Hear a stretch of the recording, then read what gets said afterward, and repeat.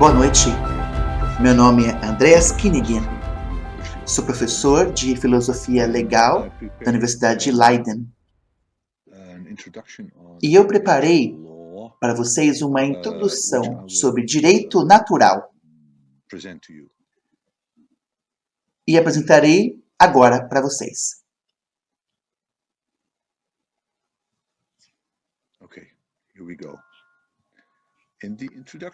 Vamos lá então.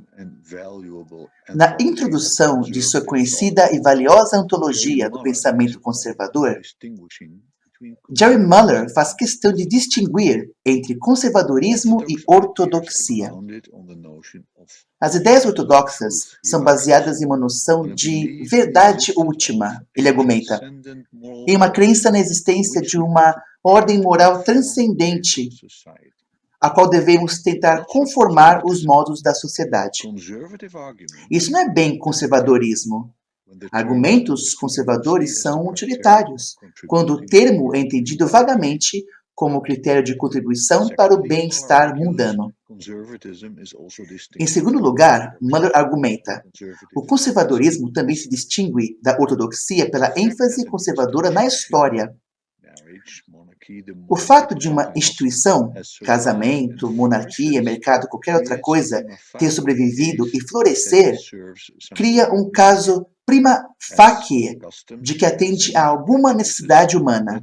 Por isso, costumes, hábitos e até preconceitos que funcionam devem ser respeitados, mesmo que não entendamos exatamente por que funcionam.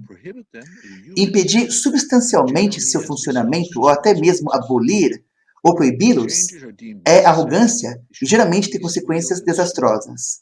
Se as mudanças forem consideradas necessárias, elas devem ser gradativas e lentas, uma vez que não sabemos exatamente quais serão os efeitos. Teremos que descobrir na prática.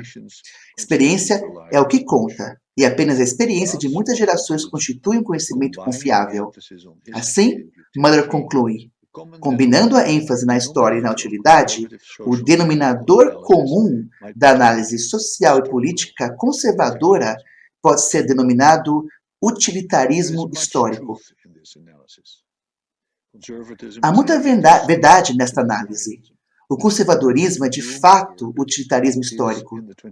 Voltando a Hume e Burke, ele é no século XX representado por escritores como Michael Oakeshott, Friedrich von Hayek e Roger Scruton. Esta é uma tradição preciosa. As obras desses filósofos são leituras essenciais para qualquer estudante sério. Nelas encontramos muitas verdades. Uma insistência na imperfeição humana, tanto quanto à vontade e quanto à mente. A defesa da importância do costume e da tradição, dos pesos e contrapesos, da dispersão do poder, uma reivindicação da necessidade para a educação moral, o destaque da família como a única instituição mais importante onde essa educação deve ocorrer, a valorização da utilidade da religião, bem como um desgosto por ela ser muito entusiasta, uma reivindicação da autoridade e do social, não a desigualdade legal, da propriedade privada e assim por diante. No entanto, apesar da excelência inegável dessa tradição, acredito que ela seja fundamentalmente falha. Em minha opinião, a tradição que Muller rejeita como ortodoxa, a tradição baseada na crença na existência de uma ordem moral transcendente, da qual nossos padrões normativos derivam, é muito superior.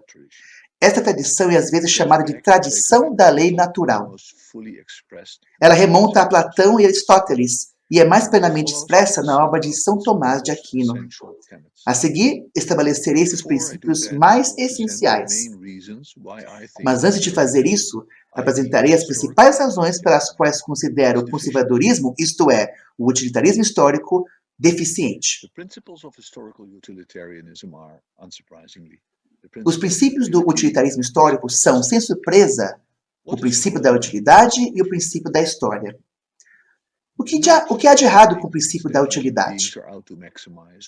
Não que isso afirme que os seres humanos busquem maximizar ou, em outra versão, maximizar de fato sua utilidade pessoal. Posso dizer que Platão, Aristóteles, Tomás de Aquino e outros pensadores do direito natural, de certa forma, estão de acordo com essa visão, embora sua terminologia seja muito diferente. Tampouco está errado o princípio da utilidade, porque afirma que tudo que maximiza a utilidade de um homem é bom para esse homem e tudo que minimiza a sua utilidade para ele constitui mal. Com isso, também os pensadores do direito natural concordam de certa maneira. O princípio da utilidade está errado porque afirma que tudo o que para uma pessoa parece bom é na realidade bom. E tudo o que para uma pessoa parece mal é na verdade mal. Em outras palavras, o princípio da utilidade está errado porque implica que o bem e o mal são categorias subjetivas.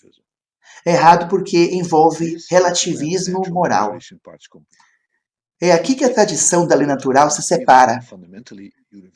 Para ela, o bem e o mal são categorias fundamentalmente universais, objetivas e absolutas, independentes do desejo, da avaliação e da vontade humanos. Na verdade, a tradição da lei natural argumenta que, frequentemente, o que nós realmente desejamos e, portanto, consideramos bom é, na realidade, mal, e que, muitas vezes, o que realmente não gostamos e, portanto, pensamos que é mal, é realmente bom. Daí a importância de uma reviravolta interna, uma metanoia. Isso é suficiente para o princípio da utilidade. O que há de errado com o segundo princípio do conservadorismo, o princípio da história? Não é errado argumentar que muitas, senão instituições das mais valiosas, foram descobertas e melhoradas por um processo histórico de tentativa e erro, e, portanto, precisam ser respeitadas e conservadas, e que, se mudanças forem necessárias, elas devem ser feitas gradualmente e com cautela. No entanto, se a existência histórica e a sobrevivência são o principal ou mesmo o único padrão de bem e mal, novamente o relativismo moral segue. Muller não tem problema com isso. Na medida em que os grupos humanos diferem, ele argumenta, as instituições que eles desenvolvem serão diferentes também. Portanto, as instituições que os conservadores procuram conservar variam com o tempo e de grupo para grupo. Para o conservador, a desejabilidade de instituições específicas depende do tempo e do lugar. Isso, dito de outra forma, o conservadorismo é definido por sua afirmação de instituições como tais, e não por seu compromisso com instituições específicas. Ao enfrentar instituições estrangeiras, que diferem daquelas de sua cultura nativa, o conservador tende a suspeitar que a instituição estrangeira reflete uma experiência histórica diferente e pode ser tão útil no contexto estrangeiro quanto suas instituições nativas são no contexto delas. O que devemos pensar sobre tudo isso? Novamente, é difícil negar que há muita verdade nisso. Ouçam o que Joseph de Maistre tem a dizer em seu Considérations sur la France, de 1797. Abre aspas. A Constituição Revolucionária Francesa de 1795, como todas as suas predecessoras, é feita para o homem. Entretanto, não existe um homem em todo o mundo. Tenho visto em minha vida franceses, italianos, russos, etc. Se até graças a Montesquieu que se pode ser persa. Mas, no que diz respeito ao homem, declaro não tê-los conhecido em toda a minha vida. Se ele existe, é totalmente desconhecido para mim. Posteriormente, de Maistre aplica esse particularismo às constituições. Abre aspas. O que é uma constituição? Não é a solução para o seguinte problema? Atendendo à população, aos costumes, à religião, à situação geográfica, às relações políticas, à riqueza, às boas e más qualidades de uma nação, encontrar as leis que lhe convêm. Agora, esse problema nem sequer é abordado na Constituição de 1795, que pensa apenas no homem, o homem em geral, ou seja, e não, podemos acrescentar, dos diferentes tipos de homens que crescem em diferentes circunstâncias. Esta crítica do universalismo abstrato é tão justificada hoje quanto era na época em que Maestre a escreveu. E devemos tomar cuidado para não esquecer, ou então nos tornaremos terríveis simplificados, que só criam destruição e caos. Entretanto, se formos longe demais, um particularismo justificado se transforma em um relativismo moral abrangente. Se os russos ou os persas assassinam seus próprios cidadãos, quem somos nós para criticá-los ao fazê-lo? Exceto que consideramos isso amoral, imoral. Mas suas tradições são diferentes. Em resposta a opiniões como estas, Leo Strauss uma vez comentou secamente que, se os princípios são suficientemente justificados pelo fato de serem aceitos por uma sociedade, os princípios do canibalismo são tão defensáveis ou sólidos quanto os da vida civilizada. O dilema com que nos confrontamos aqui, o dilema entre universalismo e particularismo, entre objetivismo e subjetivismo, permanência e mudança, é a manifestação de um dos problemas mais básicos, se não o problema mais básico da metafísica, o problema do um e dos muitos.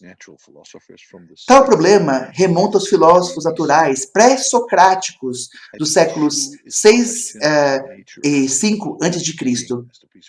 Em questão está o tema da natureza do cosmos, do ser, como diziam os pré-socráticos. Segundo alguns deles, sobretudo Heráclito, a mudança é a essência do ser, nada permanece. Nada é permanente, tudo passa a existir e perece novamente. Daí o seu famoso ditado, não é possível entrar duas vezes no mesmo rio. Esta é a visão metafísica que está por trás do particularismo, relativismo moral e subjetivismo. Em completa oposição a Heráclito está Parmênides, que afirma que o movimento é mudança só apenas aparência. Na verdade, existe apenas um ser imóvel e imutável. O ser sempre permanece o mesmo. Esta é a base metafísica do universalismo, objetivismo e absolutismo moral. Agora, com quem está a razão? Heráclito ou Parmênides? Ou ambos estão certos? E se sim, como devemos conceber a verdade metafísica? Foi Platão que acrescentou uma solução e alcançou uma síntese que se tornou a espinha dorsal do pensamento ocidental por muitos séculos. Qual é a solução de Platão para o problema do um e dos muitos? Bom, de acordo com ele, ser engloba dois tipos diferentes de entidades, as reais e as ideais. O primeiro tipo inclui tudo o que faz parte do mundo espaço-temporal, tanto coisas materiais, como corpos e cérebros, e também coisas imateriais, como almas e consciência. Como parte do mundo espaço-temporal, essas entidades são delimitadas localmente e sujeitas a mudanças permanentes. Elas vêm à existência e perecem apenas para serem substituídas por outras entidades igualmente impermanentes. As entidades ideais, por outro lado, não fazem parte do mundo espaço-temporal, ou seja, não existem no espaço e no tempo. Platão chama de ideias, mas elas não são simplesmente ideias em nossas mentes. As entidades ideais possuem existência objetiva, que é independente da mente humana. Elas fazem parte da composição do cosmos. Ao contrário das entidades reais, entretanto, as ideais estão além do espaço e do tempo. Elas não têm começo e nem fim. E elas não podem ser localizadas. Estão sempre e em toda parte, por assim dizer. Como podemos imaginar tal entidade ideal? Vamos pensar, por exemplo, na ideia do π. Tal constante matemática não é uma fantasia nossa. Ele é um elemento da estrutura matemática do mundo, da forma como o cosmos é constituído, fora de nós, independente de nós, embora nós não possamos localizar a ideia de π no espaço e no tempo. Existem muitas outras entidades ideais, de acordo com Platão. Primeiramente, outras constantes e leis matemáticas, obviamente, mas entidades ideais de outro tipo, não matemático, também existem de acordo com Platão.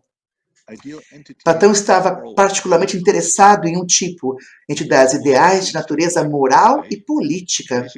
Platão estava convencido de que, como Pi, as ideias básicas de moralidade política, como a coragem e a temperança, democracia e tirania, eram entidades ideais pré-existentes, nem sujeitas a mudanças e também nem a criações livres da mente humana. Portanto, Platão afirma que ser abrange duas esferas diferentes, a esfera do ser real e a esfera do ser ideal. O primeiro é o mundo de fluxo heraclitiano e o segundo, o mundo de quietude parmenidiano. Como as duas esferas estão relacionadas, de acordo com Platão? Pense novamente em Pi. E então, nas muitas coisas na esfera do ser espaço-temporal real em que Pi está de alguma forma envolvido. Uma ponte, por exemplo, uma casa, um carro. Platão afirma que as entidades ideais no mundo parmenidiano das ideias constituem a essência ou a natureza das entidades reais no mundo de fluxo heraclitiano. As ideias platônicas são, portanto, os modelos imperecíveis e imutáveis. As entidades reais são suas imagens espelhadas, perecíveis, mutáveis e imperfeitas. A natureza dessas últimas é o que é, porque participam das primeiras.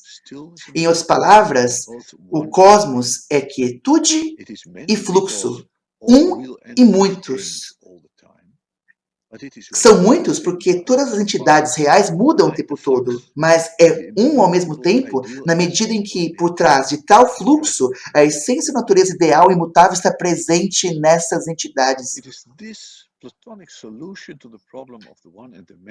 É essa solução platônica para o problema do um e de muitos que se tornou o fundamento da tradição da lei natural. Platão é seu pai, ele lançou as bases. Aristóteles, Cícero e os estoicos, Agostinho e Tomás de Aquino, construíram posteriormente a casa da lei natural, ou devo dizer a catedral, sobre tais fundamentos platônicos. E depois de Tomás de Aquino, muitos grandes pensadores continuaram a trabalhar na casa, embelezando o teto, decorando as paredes, etc. Os últimos escolásticos espanhóis do século XVI devem ser mencionados, mas também Hooker, Grotius, Pufendorf e Blackstone. No século XIX, a casa ficou um pouco degradada. Muitos trabalhos ainda foram publicados na tradição da lei natural, mas nenhum deles agregando nada de valor. E no século XX, entretanto, ocorreu uma série de renascimento. Estudiosos que merecem ser mencionados são Max Scheler, Nikolai Hartmann, Dietrich von Hildebrand e, mais recentemente, Germain Grisey e John Finnis. Há muitas maneiras de se discutir a natureza da lei natural, mas não conheço melhor maneira de começar do que esboçar os primeiros capítulos, questões sobre a lei a partir da Summa Theologiae, de Tomás de Aquino. Aquino faz uma distinção entre 5 tipos de lei.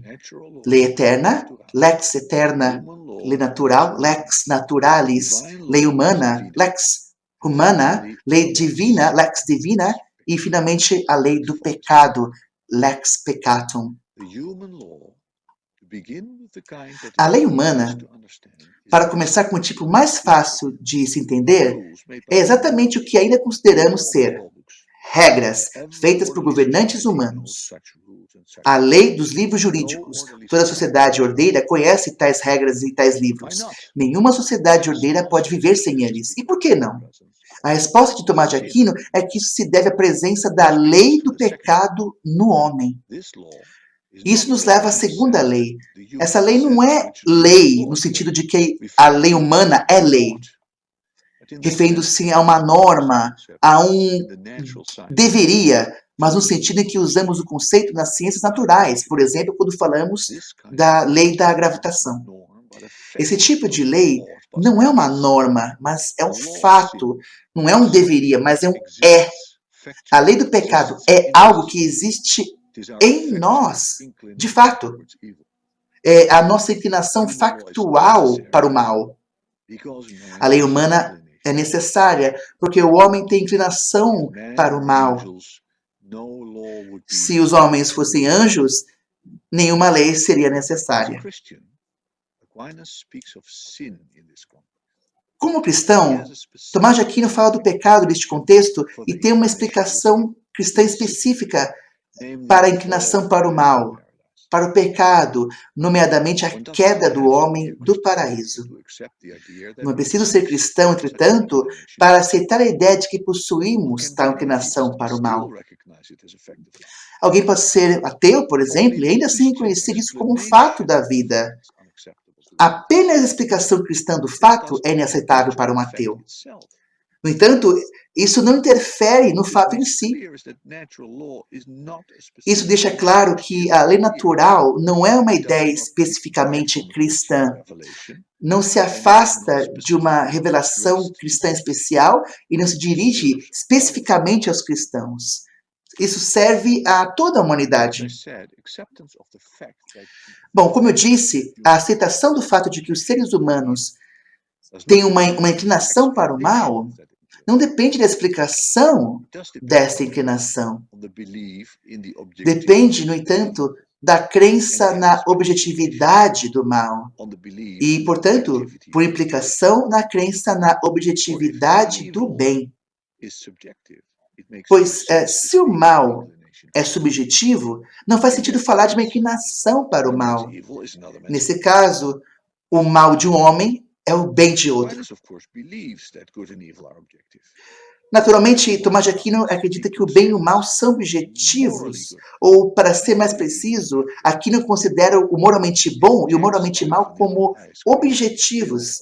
Se Jack, por exemplo, gosta de sorvete de baunilha e Bill de sorvete de limão, eles têm, a esse respeito, visões diferentes do bem, mas isso não torna a preferência de um deles má. Bom, nesse contexto, não tem conotação moral, é apenas o útil, não o moralmente bom. Só o moralmente bom pertence à ordem transcendente das ideias. Só o moralmente bom é uma presença objetiva no cosmos. O moralmente bom e suas várias formas específicas são ideias platônicas, como o pi. O bem e o mal, no sentido moral, fazem parte da estrutura eterna e imutável do cosmos. Não são invenções da imaginação, mas sim presenças parmenidianas, pré-existentes no mundo. Agora, juntos, eles constituem a lei eterna, ou pelo menos uma parte importante dela. Logo, a lei eterna não é nada mais do que o bem e o mal, como existem no mundo, de forma objetiva e independente da avaliação e do julgamento humanos. Como cristão, Tomás de Aquino vê a lei eterna como criação de Deus. Mas, novamente, a aceitação da ideia de uma lei moral eterna não depende da aceitação dessa explicação de sua existência. Uma coisa é acreditar na existência factual da lei eterna. Outra coisa é acreditar na explicação cristã, ou seja, que Deus a criou.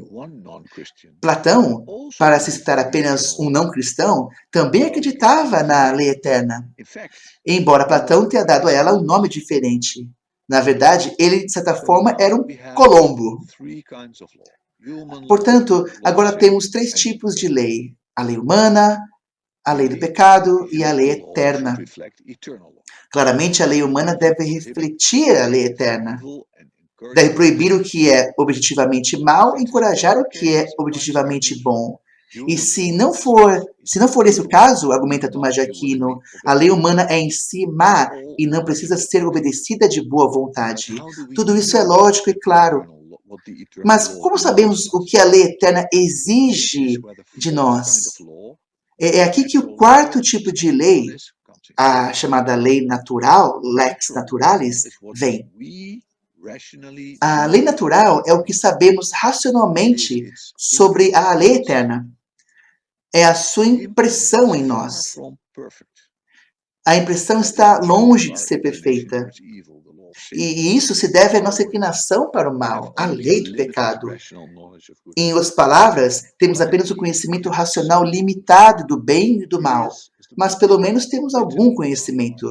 Como a Bíblia diz, está escrito em nossos corações, ou menos metaforicamente, impresso em nossa consciência. O que sabemos sobre a lei eterna? O que nossa consciência nos diz? Melhor dizendo, qual é o conteúdo da lei natural? Qual é essa impressão? Bom, duas coisas. Em primeiro lugar, que o bem deve ser feito e buscado, e que o mal deve ser evitado. Aqui nos chama isso de primeiro princípio da lei natural. Nós sabemos disso porque é evidente. Em segundo lugar, conhecemos muitos dos princípios gerais do bem e do mal. Sabemos ou podemos facilmente compreender, por exemplo, que prudência, justiça, coragem, temperança são boas e que vanglória, avareza, luxúria, raiva, gula, inveja e preguiça são más. Como eu disse anteriormente, por exemplo, porque a Suma de Tomás de Aquino contém uma série de outros princípios gerais. Podemos entender isso tudo facilmente. A lei natural é nosso parâmetro ao fazermos a lei humana. É o mais perto que podemos chegar racionalmente da ordem moral transcendente, da lei eterna, do objetivamente bom e do mal. Os princípios gerais da lei natural, que refletem a lei eterna, devem ser aplicados e concretizados na lei humana. Isso, segundo Tomás de Aquino, é feito de duas maneiras. Algumas leis humanas são derivadas da lei natural por meio de uma conclusão mais ou menos dedutiva. Assim, o princípio não matarás pode ser derivado mais ou menos dedutivamente da regra mais geral, não machuque ninguém, que está implícita no princípio da justiça, de se fazer o bem e não o mal. Da mesma forma, o preceito pacta sunt servanda pode ser deduzido do princípio geral de fidelidade, o qual também está implícito no preceito de se fazer o bem e não o mal. E por aí vai. Outras leis humanas, por outro lado, são derivadas do que Tomás de Aquino chama de determinação. Mas o que isso significa? Vou lhes dar um exemplo. A lei natural diz que quem faz o mal deve ser punido. De que maneira ele deve ser punido, no entanto, não se pode deduzir desse princípio. Em grande parte, isso é deixado indeterminado pela lei natural. Logo, deve ser determinado por uma lei humana, de acordo com as necessidades das circunstâncias. Ao determinar qual deve ser a regra concreta que melhor se adapta a um princípio geral, o governante humano, portanto, muitas vezes tem margem de manobra substancial. Assim, as leis humanas muitas vezes diferem de um lugar para outro e de época para época. E não há nada de errado com isso, desde que essas diferentes leis permaneçam todas dentro dos limites estabelecidos pela lei natural. Enquanto o particular permanecer dentro dos limites do universal e enquanto o subjetivo permanecer dentro dos limites do objetivo. Bom, concluindo, tendo discutido o significado de 4 tipos de lei, agora temos apenas mais uma lei pela frente, a lei divina, lex divina, a qual não pode ser confundida com a lex eterna. A lei divina é a Bíblia, a palavra revelada de Deus. E por que precisamos dela, de acordo com Tomás de Aquino? Precisamos dela como uma ajuda extra. E muitas vezes é difícil saber, apenas pela nossa razão, o que é bom e mal. Deus, entretanto, em sua bondade amorosa, vem em nosso auxílio com esse livro, no qual podemos ler claramente o que Ele quer de nós. O ateu, é claro, vai jogá-lo fora. Portanto, ele terá que viver sem sua ajuda. Ele deve recuar e depender exclusivamente da lei natural escrita em seu coração. A menos, claro, que Deus o ajude, sem sua compreensão e reconhecimento. Obrigado por sua paciência. Muito obrigado.